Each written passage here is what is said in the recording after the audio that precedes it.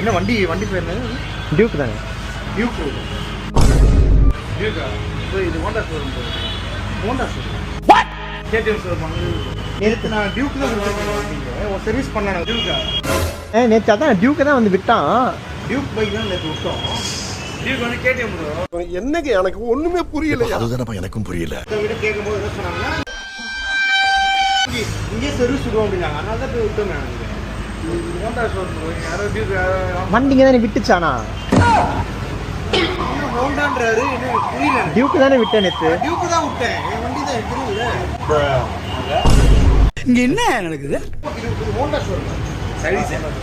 Honda service. இது Honda service okay. ஆனால் நான் வந்து யூஸர் டியூக் பண்ணுவேன். டியூக் பண்ண சொல்லும்போது ஓகே இங்கேயும் பண்ணுவோம் அப்படி சர்வீஸ் பண்ணுவோம்னு சொன்னார். ஹோண்டா சர்வீஸ் தான் பார்ப்பாங்க. வெறும் நீங்கள் பார்த்தீங்கன்னு வச்சுங்க ஃபுல்லாக ஆக்டிவாக போய் ஷைனு SP25 இதே தான் இருக்கும். டியூக்லாம் கேடிஎம் தான்.